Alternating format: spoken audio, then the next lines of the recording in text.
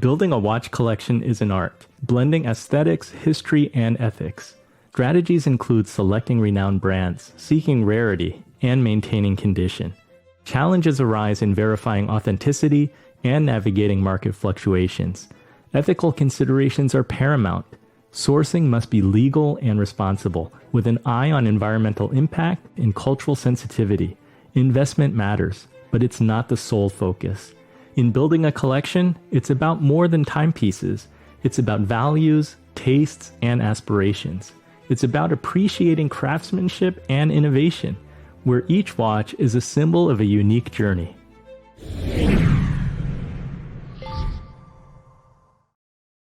I think this is a natural progression of where the discussion was going. I mean, no doubt that marketing and stories, it goes back to, it seems like every watch collector, when you review the watches in your collection, there are stories.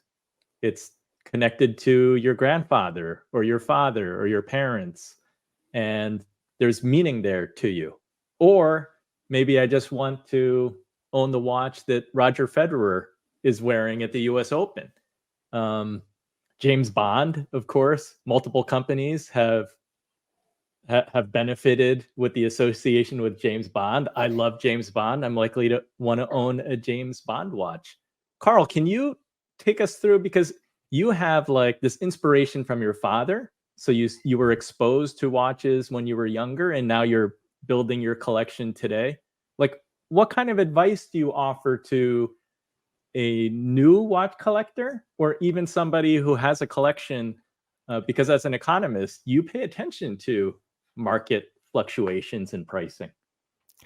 Yeah, so I think, the matter of money and budgets is always a factor, but I will say what every watch collector really does say and should say is that you should buy what you like.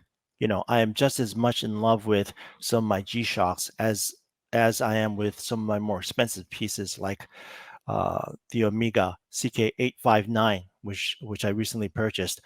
By the way, Ariel, you know what? I was talking to the sales rep at the store, and he told me that your blog is the one to read. You know, because no, true story. Because I feel like a lot of the other websites, they've become more like front ends for watch dealers. You know, but anyway, so in terms of the advice I would give, obviously, I mean, money does matter, but we don't really we shouldn't really talk about investing in watches expecting that the price is going to go up. That was a very rare occurrence in the last couple of years with Rolex. No, we should not be talking about that. And that is something that's really unraveling. I did a market analysis of why that happened and why it's going away. And I think people have realized, it was just the perfect storm of circumstances with the lockdown and with supply chain management. I think, Andy, you're a finance professional. You understand the difference between a spike in demand versus capital investment. Ramping up production, it's a huge challenge for Rolex, especially if we're talking about watchmaking. But my personal journey in this has been that I think everybody finds their own answers. I started with cheap. My strategy was I start with cheap watches because there's nothing wrong with them. But I also understood I didn't know what I wanted until I experienced it. And, Dan has talked about the disease, spreading the disease. I had it bad. I mean, I had it really bad. I mean, I was on Amazon every night. I would order a watch, and before it was delivered, I'd be looking for the next watch, you know. So, I mean, fortunately, it was that we're talking about $30 Casios and $100, G-Shocks, but I knew at a certain point I had to learn about watches and what I wanted out of them by simply wearing it on my wrist. And it's taken me months and months to understand, what is it that's really important to me? How do I incorporate watches into my daily life? I buy watches to wear. There's no safety queens in my collection, you know. So I would say, you know what? Be mindful of your budget. That's perfectly okay. It's perfectly fine to start with quartz watches and understand what you like, but enjoy the journey. enjoy the experience of wearing watches and getting to know yourself and knowing the kind of watches you like. And I don't want to sound too grandiose, but it really is a mutual kind of relationship that you develop with your pieces. I got to chime in here because I've been giving advice like this for many, many years, and I've been able to sort of boil it down to a couple of key things. One of the things that I advise, and this is hard for some people, is to become a watch collector in a vacuum to start. And what I mean by that is ignore what other people are thinking. Carl made a very important statement: buy what you like. But how do you know what you like? How do you first determine what you like outside of being influenced by others? And the way to do that is have a solo journey. Look at watches without any concern for what other people are going to think about it. Don't care if it's popular. This is how you see what you naturally gravitate to. We all know where our buying comfort level is. If you don't feel confident in spending $5,000 on a watch, do not do that until you feel confident, because you know that you're going to like that, and buy a lot of inexpensive watches to test out sizes and materials and shapes and movements and colors and things like that. That's the way to learn what you like. Only after you have some confidence in your own taste and some maturity as a collector, that is when I say, now it's time to become part of the community. I've seen a lot of difficulty and people trying to become a part of the community before they're actually a watch lover, thinking that becoming part of the community will do so. That doesn't actually work. And then the last thing I'll say on it is, like, the worst thing you can do is like buy like a 16-year-old a brand new Rolex, because where does he or she go from there, right? If you go straight to the things which are good, if you buy yourself like a Rolex Submariner as your first watch, you won't appreciate it. You won't know what's good about it. You won't know why it stands out from the others. So don't go to Rolex or the popular brands first. Buy weird stuff, experiment a little bit, give yourself something to reach for. Don't get yourself the Rolex first. Yeah, start Dan. with an Invicta. I'm here to give a little different story, as I'm here to represent independent watchmaking. And in independent watchmaking, we are all independent, which means we get to create whatever I would like to create. And it's usually creating it for myself because I think it's the most badass timepiece ever created in the history of the world. And it's all about our stories, our struggles as watchmakers, being independent, separate from corporate boardrooms who would have to tell me that even the mechanics have to be made a certain way because, Dan, you're making the wheels too thick and you're wasting beryllium bronze.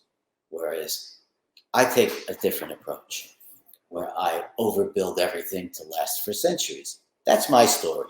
I'm an ex-heavy metal guy who created one of the world's largest bands. This is my story and my journey. So people who are interested in what I'm producing, they want a piece of me. They want a piece of my struggle. They watch me restore machines with bloody hands for years, trying to find a machine, trudging through Switzerland to buy 3 of them somewhere over a 5-10 year period to make one, because my brocading machine that makes my dials, there's only one other in existence in the history of the world, and that's at Breguet. So I have that here. That's my story, and people love to see inside my walls. So yes, in all of watchmaking, everyone is buying the story. I'm not a brand. I've been through all that in my past history of so many years sitting at the bench. I'm in the independent world telling you that investing in the independent timepieces in the last 8 years, if not longer, up until now, is the complete opposite of what's been told here. It is the best investment and you can put your money in. Most of all of my friends are either their books are closed or you're looking at a 7 to 10 year waiting list. So that should actually really tell you something of what's going on in independent watchmaking. And again, we are the ghost builders of the bigger brands. When they want to do a special piece, they're still calling upon us. Some of my friends are specialists in making certain kinds of pinions. Some of my friends are specialists in metallurgy of making nameplates a certain way. And they have those specialized machines where we can do 1, 2, 3, or up to 10 pieces that's functionally beyond precision, where we're talking accuracies of plus or minus 2 microns that these pieces have to be made for, these larger companies. we are those people, and we are the precision masters. That's just the way we live. That's our story. Another independent has his story. He lives somewhere else in the world, in Japan.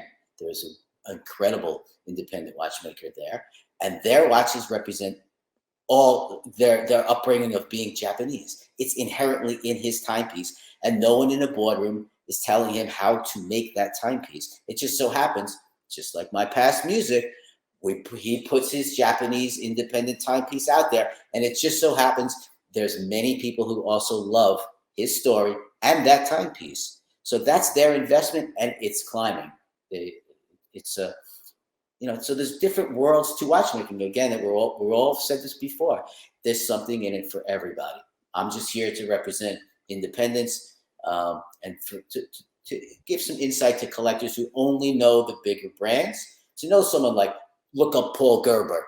He's the gentleman who made the most complicated wristwatch in the world. He's also the gentleman that most of any flyback watch that you have on your wrist is Paul Gerber inside. I don't care what brand name is on the front. He's the master of flybacks. He's invented it all. There's people like Paul Gerber around France, Switzerland, and all over the place. Yeah, and drop some more names of independents who you think are just. Right now, I think Luc Monae in France. He doesn't even make his own timepieces, but I won't say who he makes for, because obviously there's NDAs involved. But he makes parts for what a lot of you people who are in the upper echelon of spending in the name brands are wearing on your wrist. He's making those wheels. They can't make them that accurate at the factory. He's the guy. Okay, but there's other people like him. And remember, we're talking people who are spending a lot of money on unique pieces here. This is beyond. This is in cars, like Ariel said.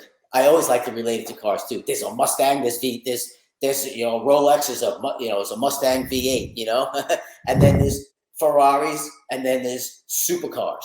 And I view we're supercar mechanics once you get up into the Paul Gerbers and those kind of course, Roger Smith, which his watch just, what was it, Ariel, like $4 million it just went for?